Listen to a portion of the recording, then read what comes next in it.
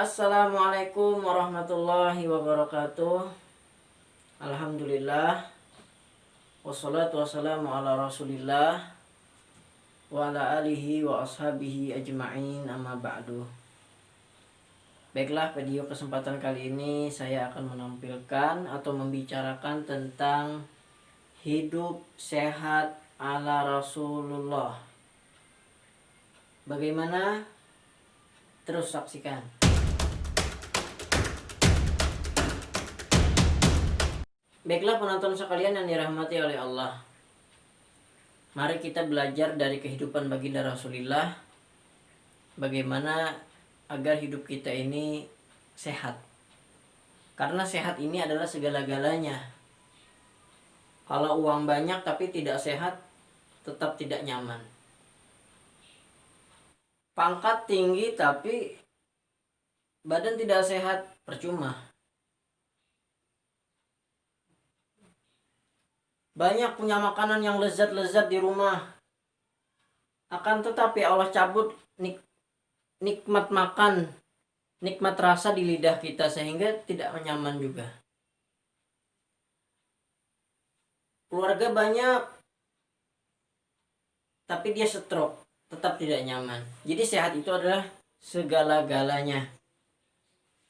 Bagaimana? Rasulullah Shallallahu Alaihi Wasallam itu membagi waktu dalam sehari itu menjadi 3 waktu. Satu untuk ibadah kepada Allah. Jadi waktu beliau yang pertama untuk ibadah. Yang kedua untuk keluarga. Dan yang ketiga adalah untuk tugas, yaitu berdakwah atau bermasyarakat atau hidup sosial. Baiklah, kita mulai dari malam. Rasulullah itu tidak bergadang kalau malam.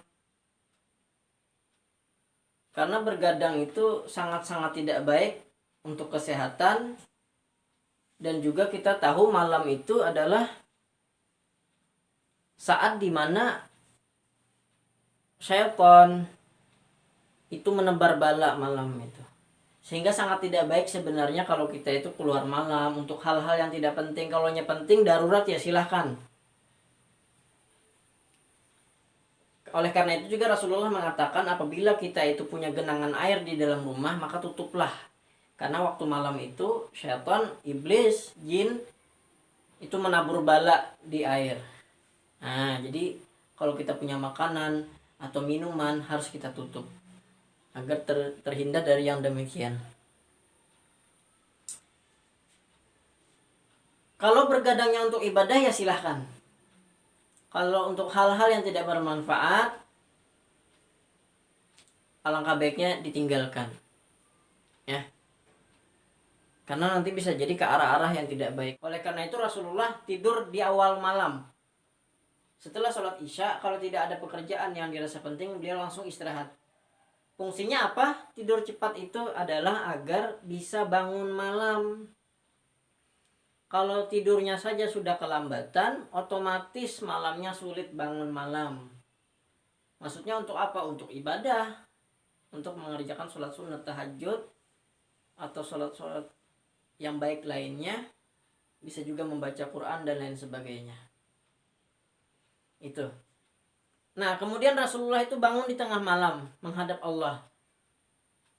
Sehingga orang itu apabila hidupnya harinya diawali dengan hal-hal yang positif, maka siangnya pun akan menjadi pribadi yang positif. Maksudnya ketika orang bangun malam, berwudu dia, sujud dia menghadap Allah, maka energi yang terbangun di dalam dirinya adalah positif. Nah, ini adalah awal yang bagus untuk mengawali sebuah hari. Mudah-mudahan kita dianugerahi oleh Allah hidayah dan taufik untuk bisa melakukannya. Kemudian Rasulullah bermasyarakat siangnya. Jadi kita ini adalah makhluk sosial, tidak ada kita ini yang hidup sendiri. Kalau mau hidup sendiri ya silahkan, nanti ketika meninggal kamu gali kubur sendiri. Kalau meninggal dikubur sendiri ya sulit lah. Kita tidak mungkin bisa melepaskan diri daripada peran orang lain di dalam hidup kita. Jadi sangat penting untuk menjalin hubungan yang baik kepada sesama manusia. Sehingga dalam Islam diajarkan kita harus punya hubungan yang baik, hablum minallah dan hablum minan nas. Ke Allahnya baik dan kepada sesama makhluk hidup pun kita baik. Kemudian pola makan. Rasulullah itu suka mengkonsumsi makanan-makanan yang alami. Ya karena memang tidak ada di zaman Nabi ya, seperti kurma, buah-buahan yang segar lah. Jadi makanlah kalau bisa makanan-makanan yang alami seperti buah-buahan. Karena buah-buahan merupakan vitamin atau nutrisi yang dibutuhkan oleh tubuh.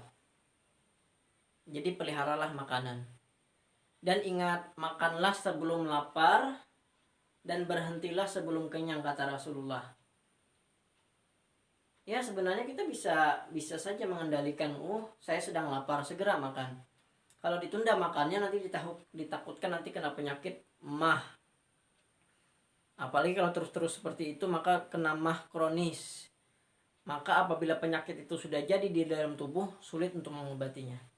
Al-wiqayatu khairum minal ilaj. Mencegah itu lebih baik daripada mengobati. Jadi kata Rasulullah, makanlah sebelum lapar dan berhentilah sebelum kenyang. Maksudnya sedang-sedang sajalah. Khairul umur awsatuha, sebaik-baik perkara itu yang di tengah-tengah. Tidak terlalu kenyang, tidak juga terlalu lapar. Sedang. Dan ingat, pembagian perut ini ada 3 macam. Sepertiga untuk makanan, sepertiga untuk minuman, air, dan sepertiga untuk napas. Jangan berlebihan dalam makan. Allah tidak menyukai orang-orang yang berlebihan. Kalau terlalu banyak minum, nanti gembung perutnya. Terlalu banyak makan, jadi ngantuk bawaannya. Kalau sudah ngantuk jadi malas, ibadahnya pun bisa jadi malas. Kalau perut terlalu penuh dengan minuman dan makanan, sulit untuk bernapas. Karena perut juga perlu udara untuk agar kita enak nyaman bernapas. Kemudian Rasulullah itu gemar berpuasa. Pernah suatu pagi Rasulullah menemui istri beliau, "Wahai Siti Aisyah, adakah makanan untuk kita pagi ini?" "Tidak ada ya Rasul." Lalu apa jawab Nabi? "Idzan fa ana shaim." Kalau begitu saya berpuasa hari ini. Apa sih manfaat berpuasa? Puasa ini terbukti di dalam penelitian bahwasanya ada orang di luar Islam yang meneliti, ternyata berpuasa beberapa hari di dalam sebulan itu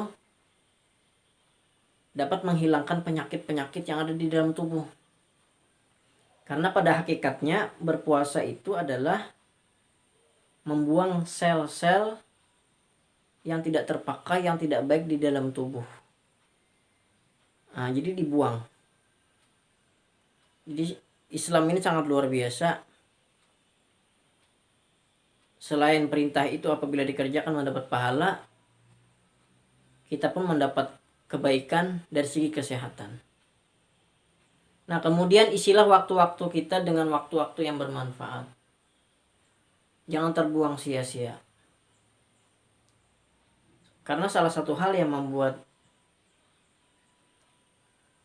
perbuatan kita tuh jadi tidak baik karena memang banyak hal-hal yang tidak bermanfaat yang diperbuat.